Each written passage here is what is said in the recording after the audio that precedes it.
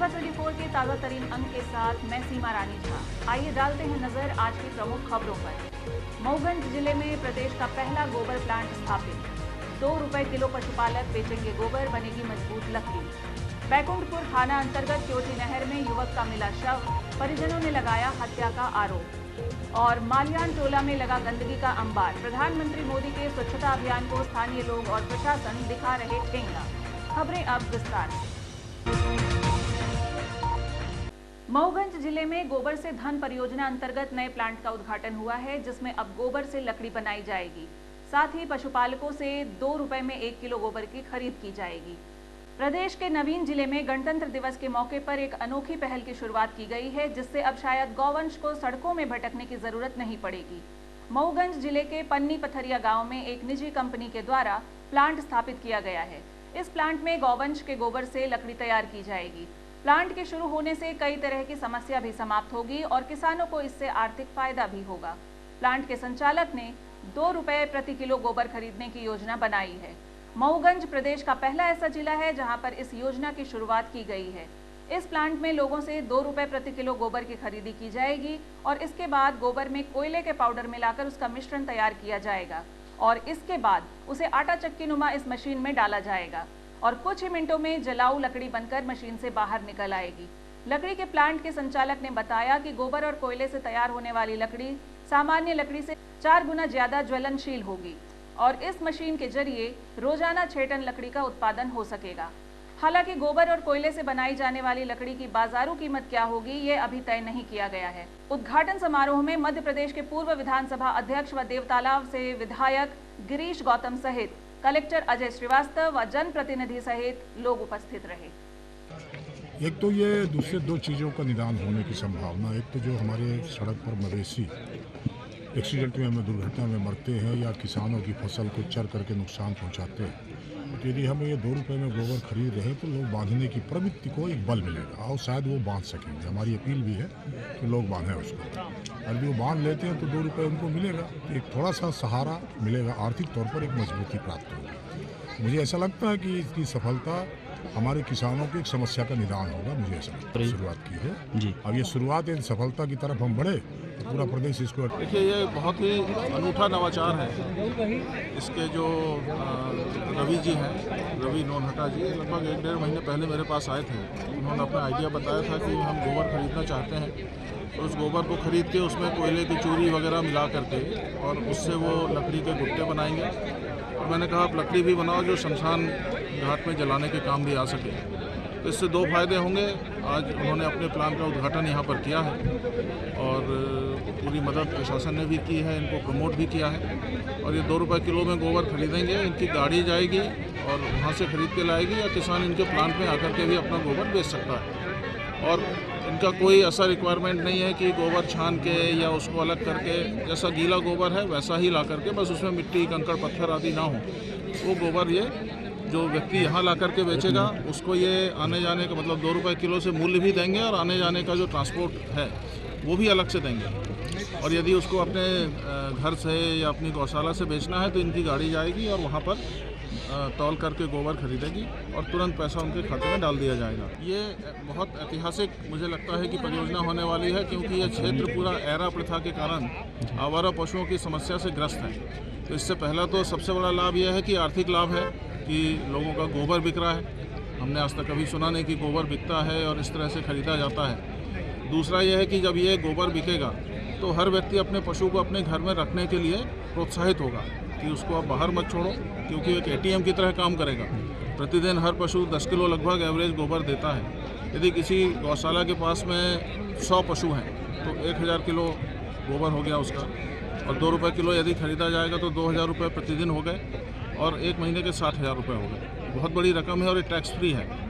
तो ये बहुत बड़ा एक मतलब मैं कहूँगा क्रांतिकारी कदम है, जिससे न केवल आवारा पशुओं की समस्या से निजात मिलेगी बल्कि लोगों को आमदनी भी बढ़ेगी, रोज़गार भी नया मिलेगा और जो पर्यावरण प्रदूषण की बात है उसमें भी मदद मिलेगी। क्योंकि शमशान घाट में जो लकड़ी वगैरह जलाई जाती है तो निश्चित रूप से उसमें जंगल कटते हैं, लकड़ी की डिमांड बढ़ती है, तो उसका रिप्लेसमेंट उपलब्ध होगा। देखिए, अधिक से अधिक मैं तो पहले भी हमने एक मुहिम चलाई थी सड़क से गौ जी कहाँ काटते हैं इस मशीन में क्या है कि हम अपना 80% के हिसाब से गोबर, जिसका मॉइस्चर होना चाहिए 10 से 15%, वो होना चाहिए। दूसरा कोयला पिसा हुआ होना चाहिए बारीक, तो अपन 20% 25% मिक्स कर सकती है। उससे एक लकड़ी निकलेगी इस टाइम में, जैसे कि कोई 4 इंची के आसपास मोटाई होगी और लंबाई 2.5 से 3 फीट भी अपन ले सकती है, कोई दिक्कत नहीं आएगी। जो ये अपने शमशान में भी चल सकती है। जलने की कैपेसिटी इसकी बहुत तेज़ होगी, क्योंकि कोयला मिक्स है ना। जलने की कैपेसिटी इतनी तेज़ होगी कि लकड़ी से 4 गुना जो लकड़ी होती है उससे 4 गुना की कैपेसिटी में होगा। एक दिन में कितना आप इसका प्रोडक्ट करेंगे? जी, एक दिन में ये वाली मशीन अपनी मान के चलिए कि कोई 6 टन के आसपास निकल। बैकुंठपुर थाना अंतर्गत क्योटी नहर में एक युवक का शव पाया गया, जिसके बाद परिजनों ने हत्या का आरोप लगाते हुए विरोध प्रदर्शन शुरू कर दिया। घटना के संबंध में मिली जानकारी के मुताबिक ग्राम कसिहई निवासी उपेंद्र सिंह उम्र 25 वर्ष बीती 24 तारीख के शाम को घर से खेत में सिंचाई करने निकला था। इसके बाद से युवक का पता नहीं चला। परिजन युवक की तलाश कर रहे थे। इसी बीच आज सुबह ग्रामीणों ने गांव से निकली क्योटी नहर में एक शव तैरता हुआ देखा। इसकी सूचना उपेंद्र के परिजनों को दी गई। मौके पर परिजन पहुंचे तो उक्त शव की पहचान उपेंद्र के रूप में की। घटना की खबर फैलते ही ग्रामीणों की भारी भीड़ मौके पर एकत्रित हो गई और घटना की सूचना बैकुंठपुर पुलिस को दी गई। मौके पर पहुंची पुलिस ने घटनास्थल का निरीक्षण किया है और एफएसएल टीम को भी जांच के लिए बुलाया गया है। वहीं परिजनों का आरोप है कि युवक की हत्या कर शव को नहर में फेंका गया है, जिसके चलते मौके पर विरोध प्रदर्शन शुरू हो गया है। पुलिस का कहना है कि युवक की मौत कैसे और किन परिस्थितियों में हुई, इसका पता पीएम रिपोर्ट के बाद ही चल सकेगा। फिलहाल मर्ग कायम कर मामले की जांच की जा रही है। जाम हम इसलिए किए हैं कि उनकी हमारे भतीजे 24 तारीख को शाम को 10 बजे घर से गए थे मोटर बंद करने के लिए। अब उनको कौन बुलाया, कैसे गया, मैं नहीं जानता सर। जानकारी मेरे को सुबह मिली तो मैं गांव में इधर उधर ढूंढा, रिश्तेदार भी में ढूंढा, अब रिश्तेदारी में भी कहीं नहीं मिले। हमने थाने में रिपोर्ट लिखा है 25 तारीख को 4 बजे, वहाँ से हमें कोई न्याय नहीं मिला। इसलिए हमने आज हमें डेड बॉडी मिली हमारे घर के थोड़ी दूर पे, 400-500 मीटर दूर में। अच्छा, युवक का क्या नाम है? उपेंद्र पटेल। अच्छा, तो बॉडी कहाँ मिली आज? नहर में। नहर में जी। कितने बजे आज सुबह मिली? आज अभी तो हम सुबह सुबह सलैया चले गए थे, लेकिन हमें दूसरों के द्वारा सूचना मिली कि हम बॉडी पड़ी है, तो हम वहाँ से आए। अच्छा अच्छा अच्छा, तो इसके बाद फिर क्या किया आपने? इसके बाद पुलिस को सूचना दिए, एसआई साहब को। एसआई साहब वहाँ से 1 घंटे बाद 1.5 घंटे बाद आए। पब्लिक वहाँ इकट्ठा थी। अभी ये एसआई साहब शायद बॉडी के पास है। बॉडी अभी कहाँ पे है? बॉडी अभी नहर में पड़ी है। अच्छा अभी अच्छा, पानी में ही पड़ी है। पानी में ही है। अच्छा, निकाला जा रहा होगा? निकाला नहीं गया।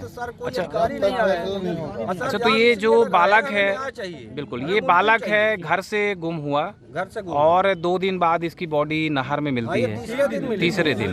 तो इस घटनाक्रम में आपको क्या आशंका लग रही है? क्या उसके साथ है घटनाक्रम हुआ होगा? घटना सर हम किसी के ऊपर नहीं कह सकते कि कौन है।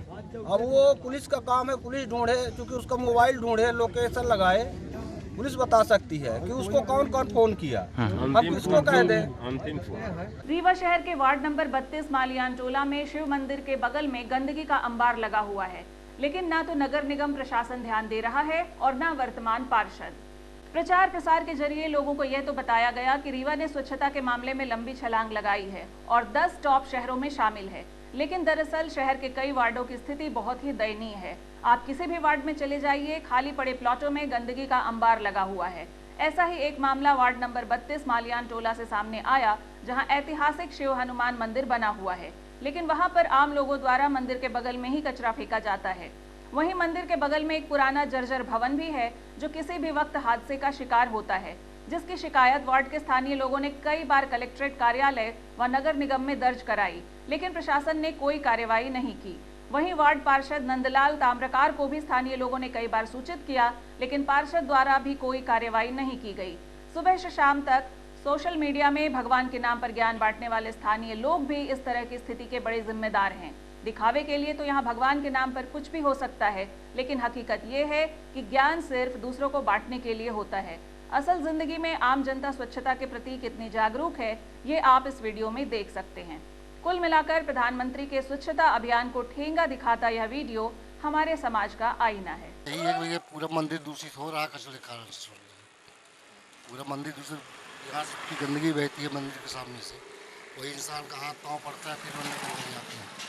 इसका कोई उपाय किया जाए, ये कहना हम लोगों का है। कई बार मोहल्ले वालों ने शिकायत की, लेकिन कोई ध्यान ही नहीं दे रहा इन चीज़ों कोई प्रशासनिक अधिकारी कोई प्रशासनिक अधिकारी। यहाँ क्या मांग करना चाहते हैं? हम चाहते हैं कि यहाँ पे एक हौज बन जाए, जो कचरे खाना एकत्रित होकर वहीं पे गिरे पूरा, और वहीं से उठा के अपना ले जाए। बाउंड्री बन जाए, उसका एक हद बन जाए कि बस कचरा इसके अंदर जाए बस, हो गया। इसमें थोड़ा सा अभी कार्यवाही चल रही है, केस चल रहा है, तो थोड़ा सा इसका केस हो जाए। गिर सकता है किसी भी वर्ग, ये गिर सकता है। हादसा होने का पूरा ये लटक रही है भैया, ये पूरा एक रॉड से लटक रही है, ये किसी भी समय आपको गिर सकती है। में समस्या यही है, गंदगी वाला पानी यहाँ से बहता, जो नाले का कचरा आता है पूरा, यहाँ हाउस बन जाए तो ये प्रॉब्लम पूरी ख़त्म हो जाए। और मंदिर भी साफ़ सुथरा दिखे। ये मंदिर के अंदर बाउंड्री के अंदर कचरा पूरा पड़ा हुआ है, पीछे मंदिर के अंदर हगीज वगैरह फेंकी जाती है, ये सब हट जाए ना पूरा। हमारा मतलब ये है हाँ सस्ता हो जाए। और यहाँ कई मरतबा हम लोग नगर निगम अधिकारी, कमिश्नर, हर चीज़ों को दिया ज्ञापन, कोई कुछ नहीं। हाँ हो जाएगा ना नाला की समस्या हल भाई, ना कुछ, ना बाट का पार्षद भी एक झांकने तक नहीं आता है कि चलो भाई बाट के कम से कम काम करा दें। समस्या ये कचरा खाना का है, ये तमाम कचरा ये मंदिर के अंदर भी, यहाँ देखिए ये यहाँ तक मंदिर के अंदर भी डाल देते हैं कचरा। तो इसका कुछ उपाय किया जाए। शासन से कई बार किया गया, नगर निगम में आवेदन दिया गया, कोई उपाय नहीं निकल रहा है। अधिकारी ध्यान नहीं दे रहे। ध्यान कोई नहीं ध्यान दे रहा है। कब से समस्या बनी है? अरे ये तो शुरू से समस्या बनी है कि काफी साल। हाँ कई बार आप लोगों ने ज्ञापन भी दिया है। ज्ञापन दिए हैं, हाँ कार्रवाई नहीं हुई। कोई कार्रवाई नहीं हुई। गणतंत्र दिवस की शाम भारत पर्व का आयोजन किया गया, जिसमें सांस्कृतिक कार्यक्रमों की प्रस्तुतियां दी गई। देश भर में 75वां गणतंत्र दिवस बड़े ही धूमधाम से मनाया गया। रीवा में भी गणतंत्र दिवस पर विभिन्न कार्यक्रमों के आयोजन हुए। मुख्य समारोह एसएएफ ग्राउंड में संपन्न हुआ। वहीं शाम को नगर निगम के टाउन हॉल में 6 बजे से रंगारंग सांस्कृतिक कार्यक्रम आयोजित किए गए। कार्यक्रम स्थल पर जनसंपर्क विभाग द्वारा चित्र प्रदर्शनी का भी आयोजन किया गया था। इस अवसर पर प्रशासनिक अधिकारी व गणमान्य नागरिक उपस्थित रहे। भारत पर्व में सिंगरौली के लोक कलाकार श्री राम गोविंद रंगीला ने भोजपुरी लोकगीत प्रस्तुत किए। वहीं जबलपुर के देवेंद्र सिंह ग्रोवर और उनके साथियों ने मनमोहक लोक नृत्य प्रस्तुत किया। ये कार्यक्रम देर रात तक चला, जिसे दर्शकों ने बहुत सराहा। आइए देखते हैं कार्यक्रम के कुछ अंश।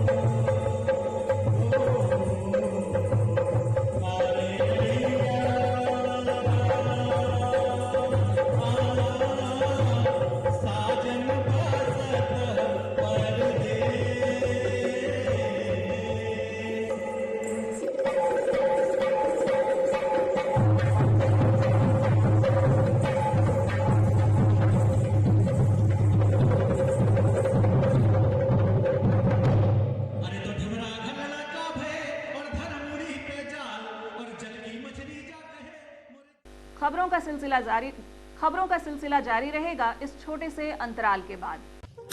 अब आपके शहर रीवा में पुष्पांजलि ग्रीन्स मैरिज गार्डन की हुई शुरुआत। शादी, बर्थडे पार्टी सहित अन्य कार्यक्रमों के लिए सर्व सुविधाओं के साथ आप सभी के लिए सस्ता एवं उचित दाम पर उपलब्ध है। 2 एकड़ से अधिक एरिया में बने मैरिज गार्डन में सीसीटीवी कैमरे एवं बेहतरीन पार्किंग व्यवस्था के साथ में 6 कमरे, अटैच लेट बाथरूम, उत्तम हॉल की व्यवस्था, इतना ही 4500 वर्ग फीट में निर्मित मैरिज हॉल सभी व्यवस्थाओं के साथ उपलब्ध है। पुष्पांजलि ग्रीन्स मैरिज गार्डन बदराव स्थित शिल्पी ग्रीन्स के बगल में गुड़ रोड, रीवा।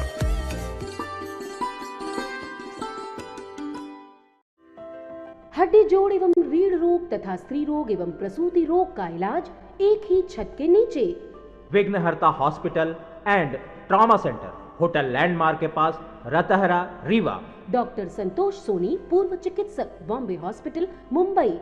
हड्डी, जोड़ एवं रीढ़ रोग विशेषज्ञ, छोटे चीरे एवं दूरबीन विधि द्वारा हाथ तथा पैर की हड्डियों का ऑपरेशन।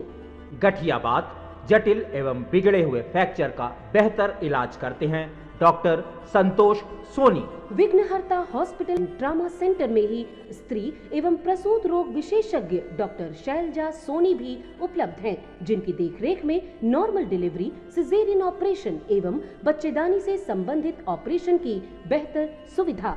संतानहीन दंपत्ति तत्काल संपर्क करें।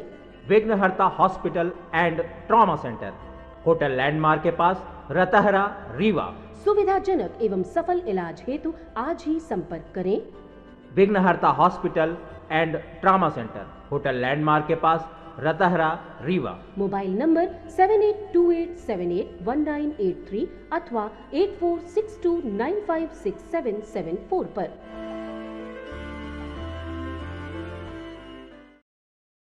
शिवपुरवा वार्ड नंबर 1 स्थित शासकीय नवीन पूर्व माध्यमिक विद्यालय के छात्र खुले में बैठकर पढ़ाई करने को मजबूर हैं।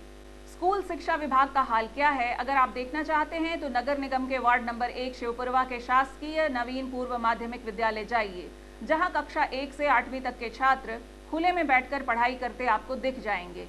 इन छात्रों की गलती ये है कि ये सरकारी स्कूल में पढ़ते हैं।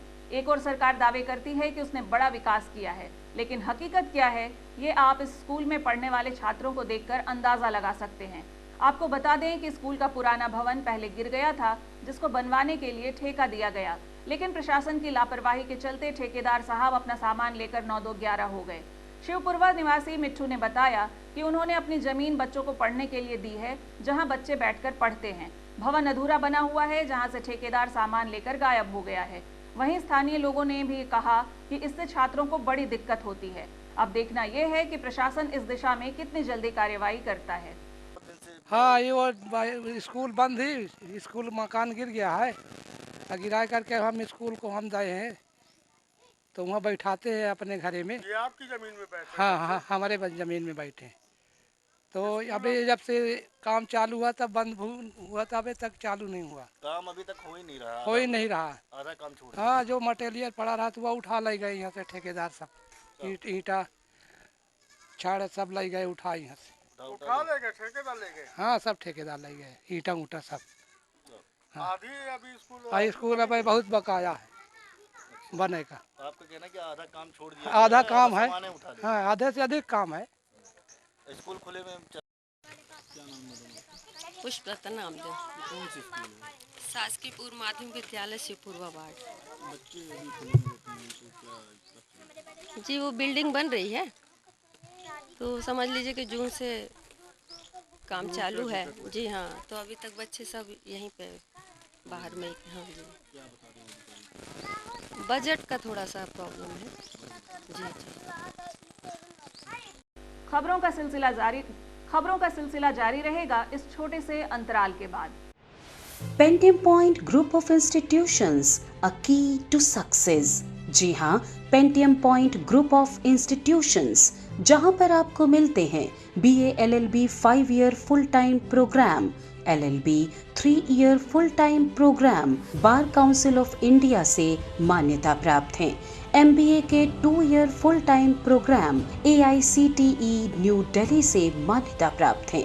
पेंटियम पॉइंट टेक्निकल कॉलेज में स्नातक व स्नातकोत्तर के सभी पाठ्यक्रम संचालित हैं, जिनमें प्रवेश प्रारंभ है। हमारा कॉलेज कोड है P500। याद रखिए, सामान्य वर्ग BPL कार्ड धारकों को शिक्षण शुल्क में छूट व SC/ST OBC छात्रों को मध्य प्रदेश शासन के नियमानुसार छात्रवृत्ति।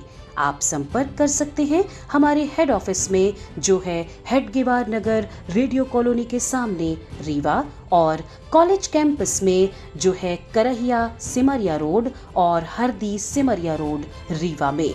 अधिक जानकारी के लिए हमारे फोन नंबर पर संपर्क कर सकते हैं। हमारा फोन नंबर है 07662438035। मोबाइल नंबर पर भी संपर्क किया जा सकता है जो है 9993208439।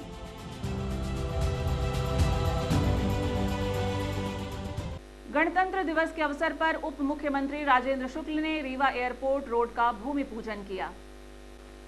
गणतंत्र दिवस के अवसर पर कल उप मुख्यमंत्री ने कई कार्यक्रमों में शिरकत की। इसके बाद रीवा के एयरपोर्ट तक पहुंचने वाली सड़क का भूमि पूजन किया। यह सड़क खैरा रोड से एयरपोर्ट तक यात्रियों को पहुंचने में मदद करेगी, जिसकी लंबाई लगभग 700 मीटर है। उप मुख्यमंत्री ने बताया कि फरवरी से मार्च तक यह सड़क बनकर कंप्लीट हो जाएगी। वहीं रिंग रोड से भी एयरपोर्ट तक सड़क निर्माण किया जाएगा। इसके लिए किसानों को मुआवजे वितरित किए जा रहे हैं। जैसे यह प्रक्रिया पूरी होती है, उस सड़क पर भी काम शुरू किया जाएगा। भूमि पूजन के दौरान सांसद जनार्दन मिश्रा, कलेक्टर प्रतिभा पाल सहित अन्य प्रशासनिक अधिकारी और गणमान्य नागरिक उपस्थित रहे। आज एक बड़ा काम तो ये हुआ है कि खैरा रोड से जो किसानों की सुविधा के लिए भी और शुरू में इस एयरपोर्ट को चलाने के लिए जो 8 मीटर ज़मीन एक्वायर की गई थी, वो रोड से हम आए तो ये समझ में आ गया कि इधर से एक अच्छी अप्रोच एयरपोर्ट के लिए अभी प्रथम चरण में, बाद में तो रिंग रोड से जुड़ जाना है। तो एक तो वो एक अच्छा काम हो गया और दूसरा रिंग रोड से जो एयरपोर्ट को जोड़ना है उस ज़मीन का भी मुआवजा किसानों को देके और आज उसका भूमि पूजन किया है। तो वो रोड भी हम लोग रिंग रोड तक घूम के आए हैं। 700 मीटर की अप्रोच रहेगी रिंग रोड से और यहाँ आएंगे। कब तक ये मिल पाएगी सौगात? कब तक सौगात मिल पाएगी? ये फरवरी लास्ट या मार्च के पहले हफ्ते में इसका भव्य लोकार्पण होगा। आपको बुलाएंगे।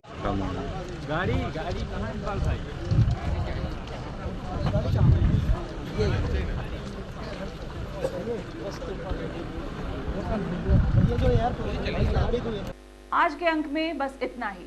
नमस्कार।